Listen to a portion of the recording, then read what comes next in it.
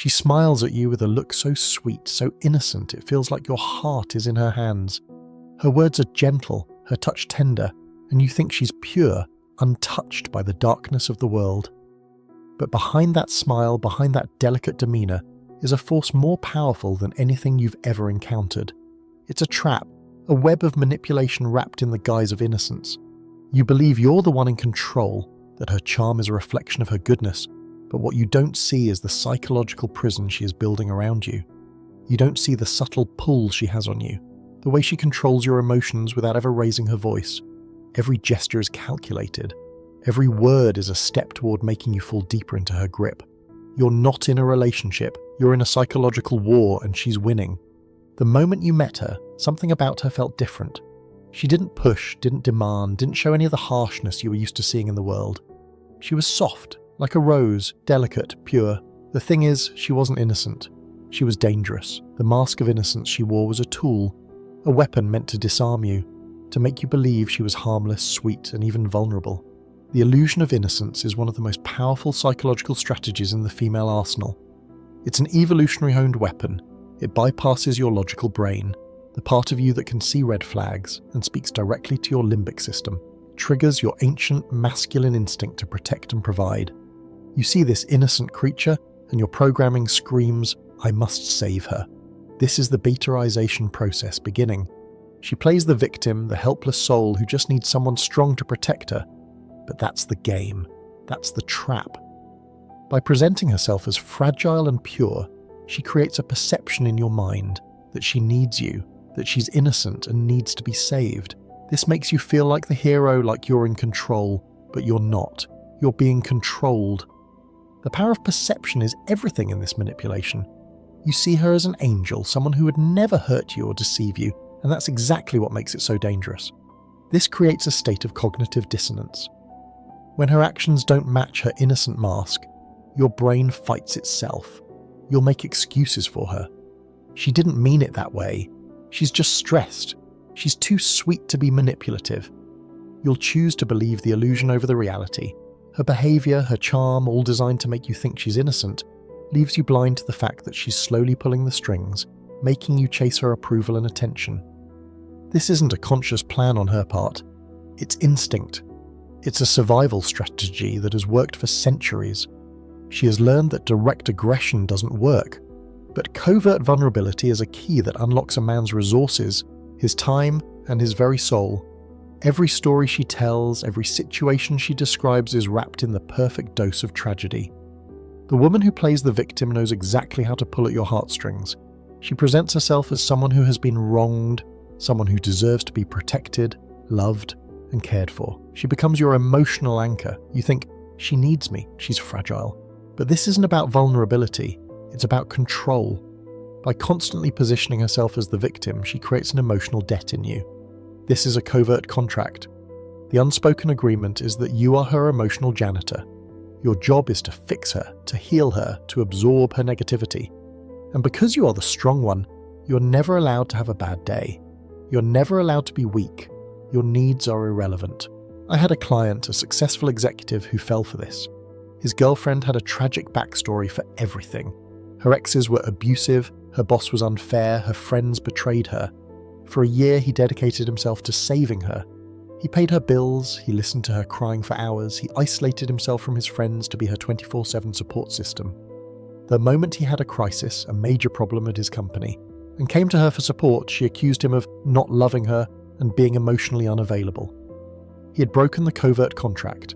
He had failed his one job, to focus entirely on her. You start to believe that your role is to fix what's broken in her, to heal her wounds, and to be the knight in shining armor she's been waiting for. Her emotional dependency on you begins to grow, and so does yours. You're conditioned to feel responsible for her happiness, for her emotional well-being, and that's exactly what keeps you trapped. The manipulation of empathy is key here. She is using your best quality, your empathy, against you. You are being conditioned to see her as someone who cannot function without your emotional support. This makes you feel needed, important, like you have a purpose. But that neediness is a facade. She doesn't need saving. She needs control, and you're giving it to her without even realizing it. The moment you start to get too comfortable, too confident in her affection, she withdraws, not completely, but just enough to make you question yourself. The silence between you becomes deafening. She's not mad, not upset, she's playing a game, and it's a game you're losing. Her fake innocence isn't just a mask, it's a weapon. She uses it to keep you chasing her, to keep you off balance. This is classic intermittent reinforcement. It's the same psychological technique used in casinos to get gamblers addicted. By giving you the reward, her affection, her innocence, at random, unpredictable intervals, she gets you hooked. You become addicted to the highs, and those highs feel incredible only because the lows, her withdrawal, feel so terrible. This is the art of emotional blackmail. By withholding affection, she gets you to prove yourself, to show her that you're worthy of her attention, her love. When she's distant, you chase, you send the double text, and you ask, "Is everything okay?" You buy flowers as a peace offering for a crime you never committed. When she finally gives you a crumb of affection, you feel a rush of relief. That relief is your drug. This cycle becomes your reality. You live for her approval, for the brief moments of affection she deigns to give you. This is how a trauma bond is formed. You're not bonded to her, you're bonded to the cycle of abuse. You become addicted to the pattern of pain followed by relief. This is also how she tests you. Every time she pulls away, it's a test of your loyalty, your commitment, your willingness to prove that you care. But it's not about you proving your worth. It's about her seeing how much control she has over you. It's about her confirming her power. Can she make you dance? Can she make you beg? Can she pull your strings and watch you move? When you chase, you're failing the test every single time. You're confirming that she is the prize and you are the performer. This isn't just about love, it's about power. And when you fall for her manipulation, you lose power. The fake innocence she uses to trap you isn't just a mask. It's a doorway into your own weakness. The more you try to prove yourself to her, the more you lose yourself. This is where you lose your frame. Your frame is your reality, your purpose, your boundaries. The man with a strong frame is the mountain. He is unmovable. The woman with a victim frame is the storm. She is pure chaos. She throws her emotional storms at you, and the innocence mask is her justification. She's not trying to be chaotic, she's just so emotional and can't help it. She will test your frame relentlessly. She will attack your purpose. You care more about your work than me. She will attack your boundaries. Why can't I look at your phone? Are you hiding something? Because she is innocent. Your reasonable boundaries are reframed as abusive or secretive. You stop being the strong, independent man you once were. Instead, you become a man defined by her needs, her desires, her emotional state. You have surrendered your reality to her reality. This is psychological solipsism, the state where her feelings are the only facts that matter. Your feelings? Irrelevant? Your logic? That's just you gaslighting her.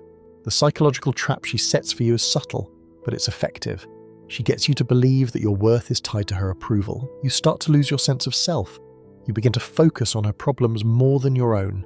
Your energy, your attention, your purpose all begin to revolve around making her happy, keeping her satisfied, feeding her emotional needs. But in doing so, you give up your own. You give up your masculinity, your sovereignty, and your independence. You become an emotional utility, not a partner. You become emotionally entangled with her fake innocence, constantly chasing after her affection, trying to fix what isn't broken. The more you chase, the more she distances herself, creating a cycle that weakens you further. You're no longer in control of your emotions, and that's exactly what she wants. Her approval is the only thing you crave. It's a vicious cycle that seems endless. She gives you just enough to keep you coming back, just enough validation to make you believe you're moving towards something real. But the truth is, she's never going to give you everything you want. She can't. It's not about love. It's about control. This is an energetic transfer. Think of your validation, your attention, your emotional reactions as a resource. She is an emotional vampire. She is empty inside and she feeds on your energy to feel alive. Her innocence is the lure she uses to get you to bare your neck. Each time she offers you a little bit of affection, it feels like progress. It's your fix. But each time she pulls away, it leaves you empty, in a state of withdrawal, questioning your worth. The emotional roller coaster becomes your reality. One day, she's affectionate, charming, and sweet. The next, she's distant, cold, and emotionally withdrawn. You're left scrambling for answers, trying to figure out what went wrong. But nothing's ever wrong. This is the game. She's not emotionally unavailable. She's emotionally manipulating you. And with every emotional high she gives you, the lows feel worse. This is the cycle. It's designed to keep you hooked, to make you crave more of her attention.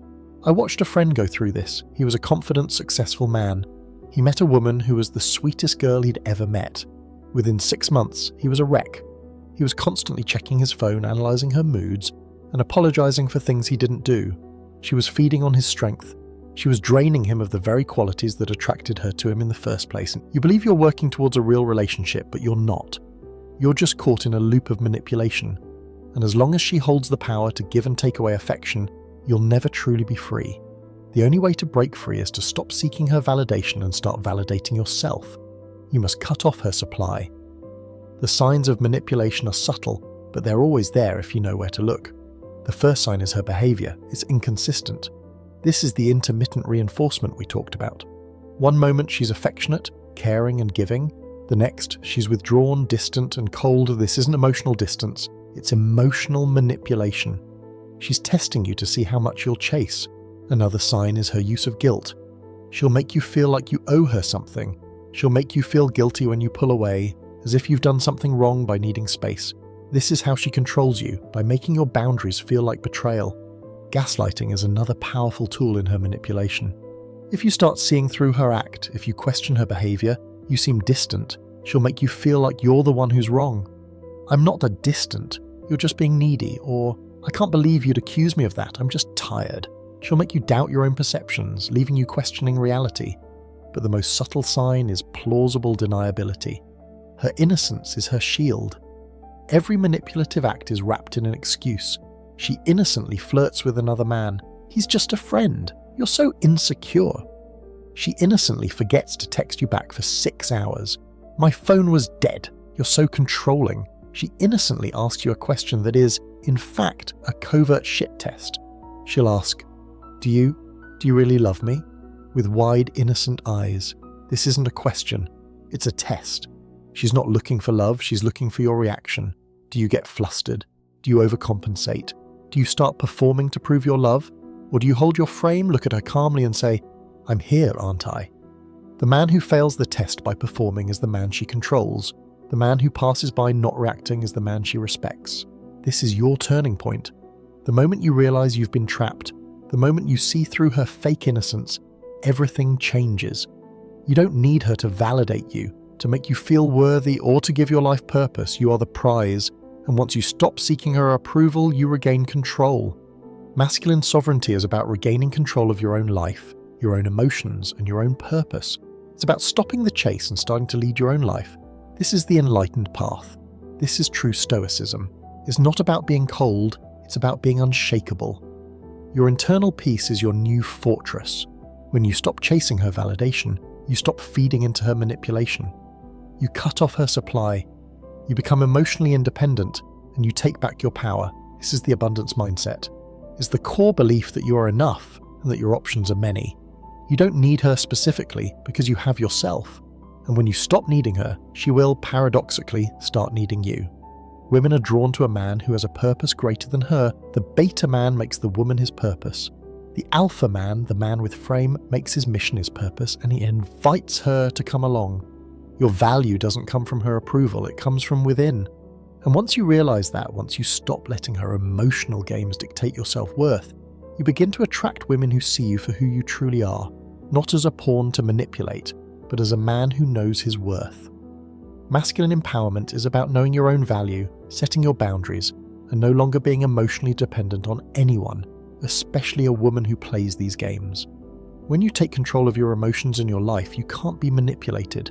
You become the mountain, and she can be the storm, but she will never move you. This is the moment you stop being her puppet.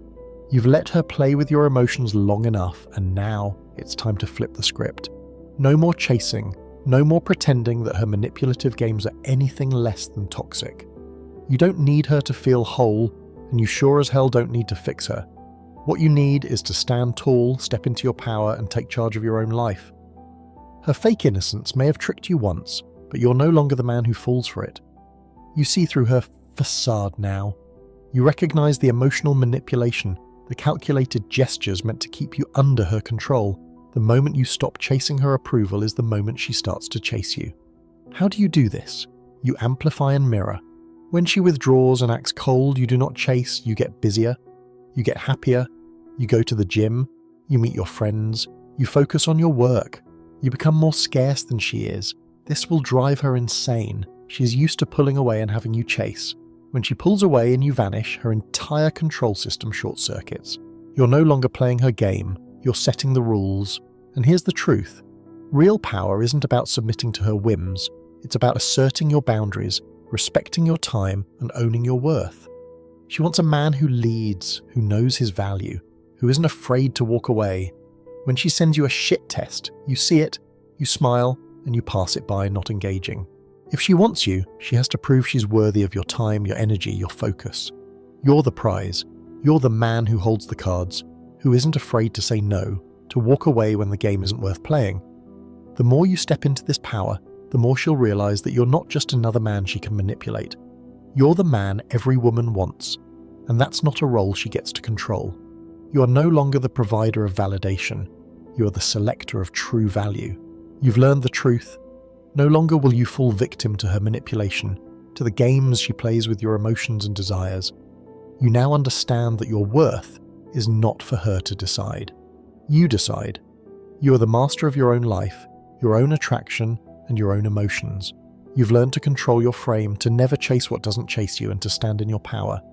You have graduated from the prison of her innocence. You are no longer the victim of her programming. You are the aware man who sees the matrix. True masculinity isn't about dominance over others, it's about sovereignty over yourself. When you stop chasing sex, it begins to gravitate toward you. You are the prize. And once you embrace this, once you reclaim your confidence and your masculinity, you'll see how everything shifts. Women will no longer control you with their games. You are the one who decides how you're treated. You are no longer a participant in her drama. You are the director of your own life.